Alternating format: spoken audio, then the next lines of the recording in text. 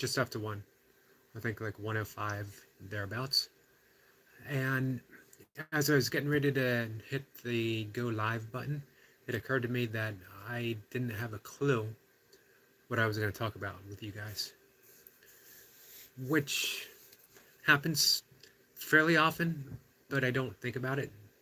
It doesn't occur to me, it doesn't pop in my head.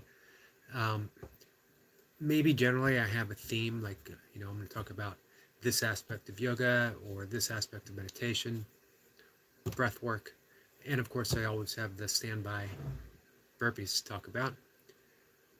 But it's a little bit of not a rush, but sort of a challenge. Sort of there's a little bit of a thrill, not knowing what you're going to talk about. To press that live button, to know, in my case, that there could be ones and twos of people watching, and not having any clue whatsoever what's gonna come out. It's kind of and the weird thing is, I'm now at a loss for words. So normally I come in and I talk and words just come out. But today, maybe it's because I stopped and paused before I hit that button thinking, wow, what's there to talk about? What's there to talk about that I haven't talked about um, literally now, probably 100 times. I'm not sure how many days I've been going live. But the key is, with all of that, and I talked a little bit of this today, right after my burpee session, allow the natural spontaneity of life to show through. Words will come, or I will sit here looking blankly at the camera, completely silent, or I'll mumble, or maybe I'll make an excuse, pretend the phone rings, and grab it and run. That's always the fun thing. That's the, not grabbing the phone and running, but realizing that life is like that anyway. Even with the best laid plans, it's still spontaneous. It's still just happening. Not just a talk like this, but everything. Everything is spontaneous by nature. We just don't see that. We think that there's a plan. Everything goes according to plan, or there's cause and effect. Really, though, it's not cause and effect. It's just effect, effect, effect, effect. An infinite web. That would lead us back to one of my favorite things to talk about, the Wyrd, W-Y-R-D, which loosely translates to web, a web of, again, effect, effect, effect. One thing is causing everything, and everything is causing one thing. An infinite web of happening. Things just happening. I forget which philosopher actually said that. I believe it was a Greek philosopher. Something along the lines of, there's no story, things just happened. And that's really how it unfolds when you unwrap yourself from that story, when you unwrap yourself from needing to believe that there's a logical sequence of events. It only seems that way in hindsight. The reality is, again, and that's the wonderful thing about reality, it's a mess. It's one thing leading to everything, everything leading to one thing. I know I just repeated that. It's just astounding, though, when you think about it. And intricate, that word ain't going to come out. Web of connection. Tugging on one strand. The Vedic symbolism of Indra's web.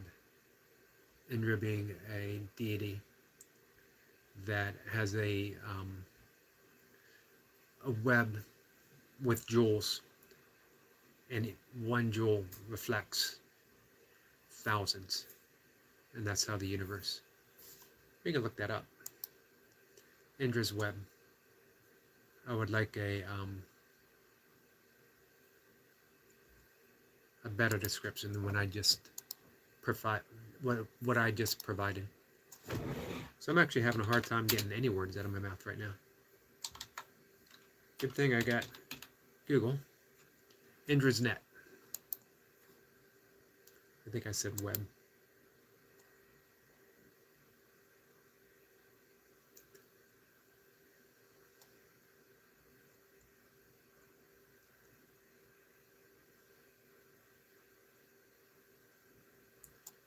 Let's see.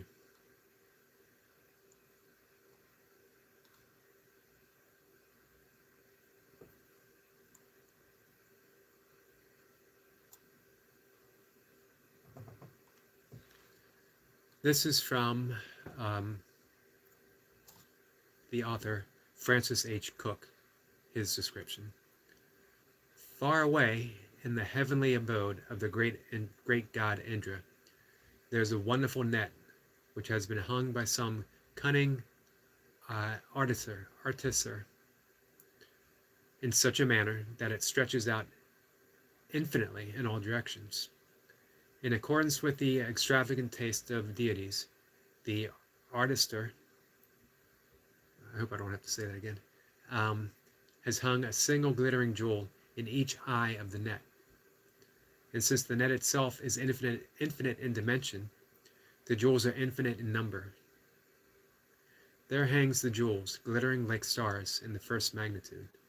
A wonderful sight to behold. If we now arbitrarily select one of these jewels for inspection and look closely at it, we will discover that in its polished surface there are reflected all the other jewels in the net, infinite in number.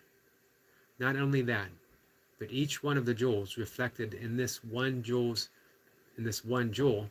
is also reflecting all the other jewels, so that there is an infinite reflecting process occurring. There's the universe. There's reality. One thing holding the reflection of everything. Everything holding the reflection of one thing. If you get that, you get reality. I don't get it, but I love to talk about it. I think the reason we can't get it, the reason I can't get it, it can't be understood by the mind. It's that intuitive process. It's that intuitive knowingness that sort of either clicks or it doesn't. And I think on a certain level, it clicks to all of us. But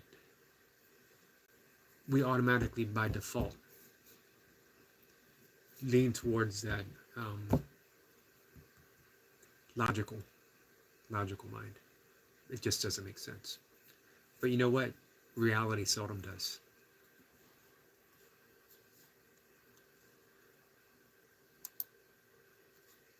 That also explains, again, the weird, the universe, just how it works.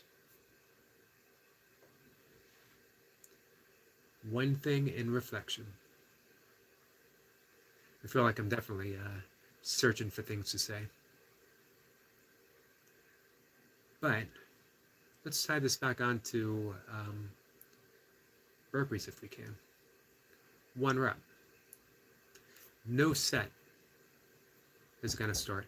I watched, and I actually have it clicked up so I can watch through. Gainsborough, Gus, his 300 Navy SEALs. All started with 1 rep. Don't get to 300 without a single rep. Without a single rep, there is no 300. It's a seamless expression of Navy SEALs. 1 rep, 200 reps, 300 reps. It all comes down to 1 rep, though. You tug on one thing, you tug on one strand of Indra's net, you tug on one strand of the weird, the entire universe vibrates. Nothing is separate from the other. So one thing is sacred. One thing. What could that be, though? Without knowing, we got to treat everything like it's sacred. Everything treated like it's holy. We don't step on an ant if we can avoid it, because if you step on an ant, the entire universe vibrates with that destruction. Just an ant. Now imagine something larger. Imagine another human being. Not that a human being, in essence, is any more sacred than an ant. We like to think so, because we're human. Reminds me of a quote, Terry Pratchett. I would bet that Paul from Oregon is very familiar with Terry Pratchett.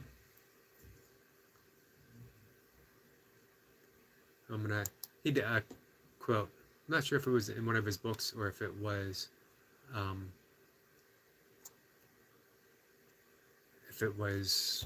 in an interview.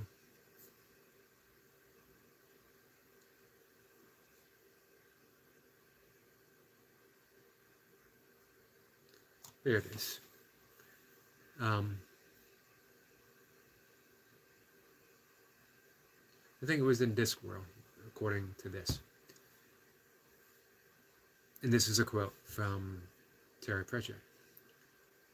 One of the recurring philosophical questions is, does a falling tree in the forest make a sound when there is no one to hear? Which says something about the nature of philosophers, because there is always something in a forest.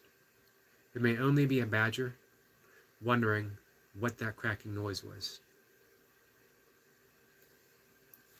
That's the human-centric point of view, what Terry Pratchett is pointing out.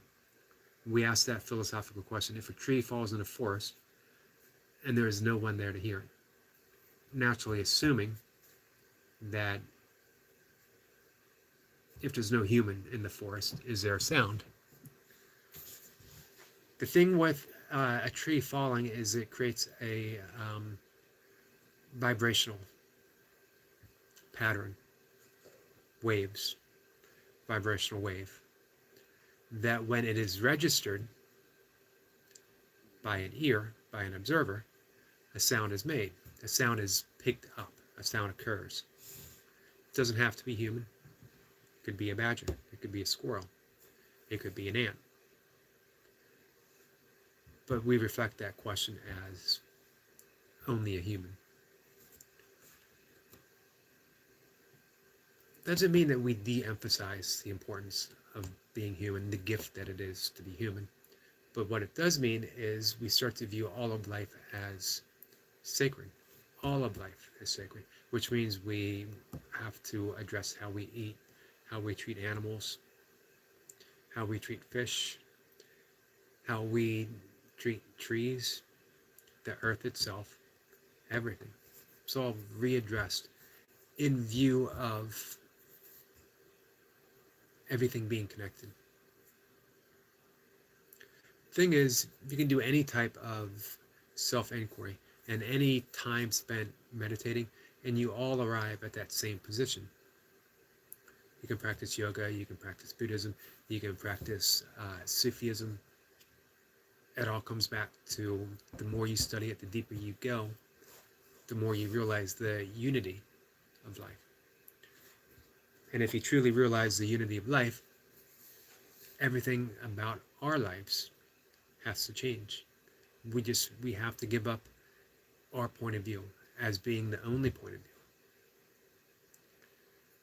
We have to honor the planet, we have to honor plants, we have to honor forests, we have to honor deserts, we have to honor the ocean, we have to honor the creatures that inhabit all of that. co-inhabit along with us. Sacredness of life, and it's all life. The earth itself is a living thing. The universe is a living thing. We are aspects of it. A once upon once a time appearing just now. For some reason, we believe that there's a sort of, we can leave behind a monument of self behind on the earth, which we can't. It'll all be gone sometime. Who knows when. The best monument that we can leave, the beauty that we came into. Maybe we can make it a little more beautiful. I don't know. It was pretty beautiful when we came here, but we can give it a try. We can give it a try. So, let's leave off with that today. Not much of a talk. Sort of feeling a little low energy, not in a bad way. Just letting things slide, seeing how it goes. And some days go like that. Maybe it's because I got 107 Navy SEALs. Who knows? I appreciate anyone who takes the time to watch this. And I'm going to call it a day. I'll see you guys tomorrow. Maybe more things will pop up and we'll have a longer conversation. You guys have a good one. Take care.